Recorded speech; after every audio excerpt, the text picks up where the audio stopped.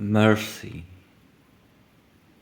the name of this wonderfully curious woman, rings out joy and prosperity.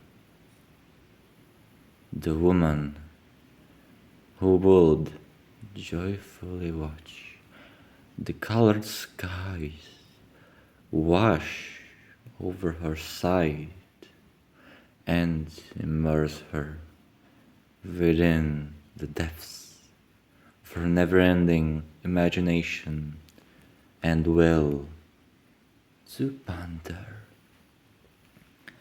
She wants.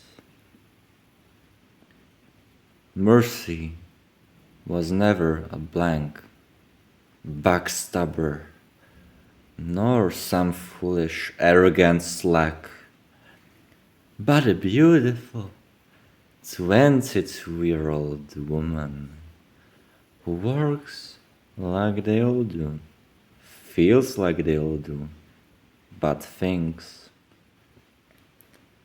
She does think, but her thinking is beyond distorted from time to time.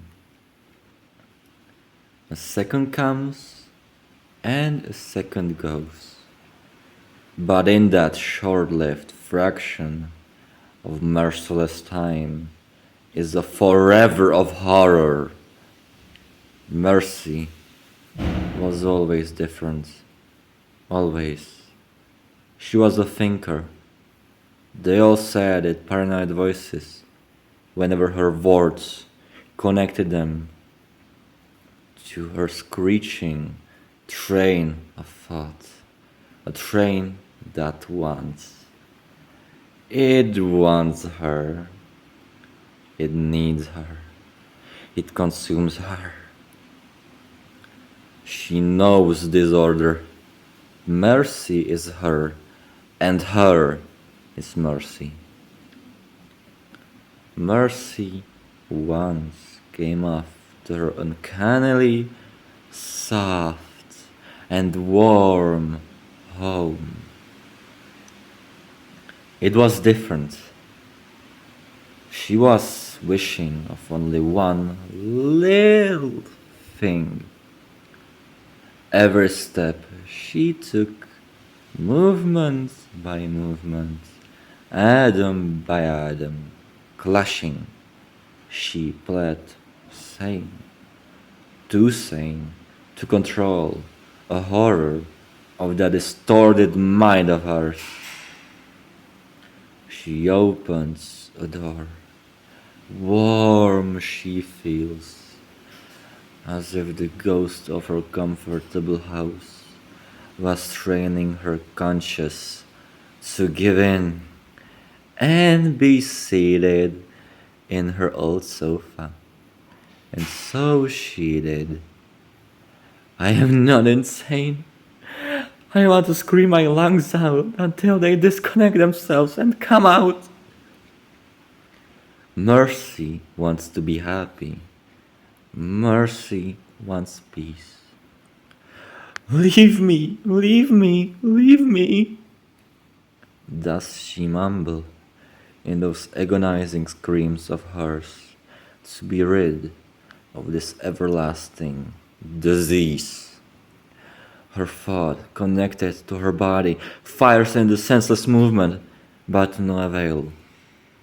Mercy is physically immobile, too crippled, in fact. How do I make myself want to move? She thinks in that mind.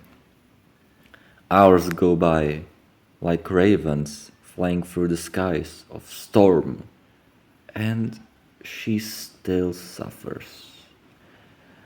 This is like suffering. This feeds on it. Please stop. A mirror falls to the carpeted ground and shatters to pieces. Mercy has fallen into a comatose-like state. but different somewhat. She fell. She fell into herself and woke in herself as a consequence to experience her mind as a result. Mercy often wishes for death. It kills suffering in the mind.